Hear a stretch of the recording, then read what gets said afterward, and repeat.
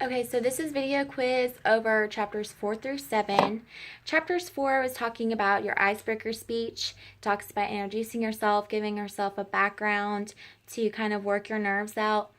Then it goes on to talk about your speech, making sure that you have an introduction, a body, a conclusion. It helps with the transitioning of your speech.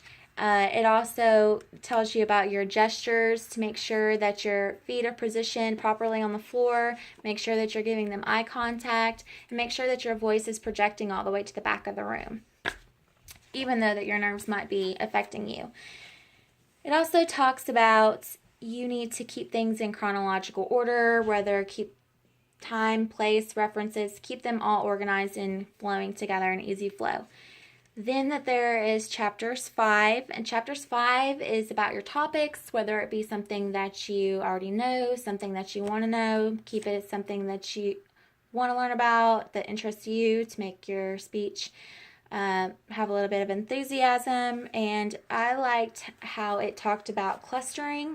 Clustering is a way of brainstorming, and it talks about having 9 columns, and each column you put 5 topics or ideas that go along with your columns.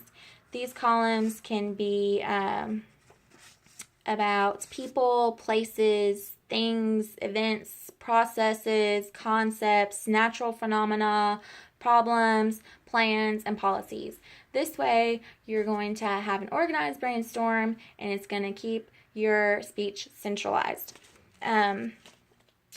Then it also talks about a residual message. A residual message is something that, a phrase that you want your audience to remember. It's kind of like the catchphrase, the whole purpose, the whole central idea of your entire speech. Chapter 6 was, I think, one of the most important because you can organize your speech all you want. You can have topics that you're interested in, but if your audience is not interested, your speech is pretty much pointless. It talks about ecocentrism. Ecocentrism is that people tend to care more about what's going on in their lives and their personal areas that are going on. So you want to know your audience to make sure that you're talking about something that interests them as well, or you're not going to have anybody listening to you.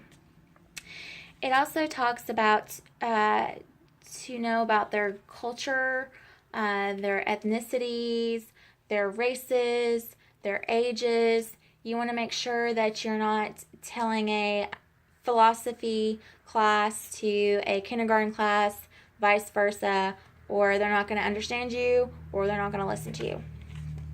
And I think that that is probably the most important thing that we read so far. Then it goes on to chapter 7. Chapter 7 is talking about research, whether it be your own personal experience or you do an interview with somebody. It talks about going to the library if you're going to do read a scholarly journal or a magazine, or talk to your librarian. And it also talks about reading things from magazines, how to do your research, collect it all in, and how to organize it.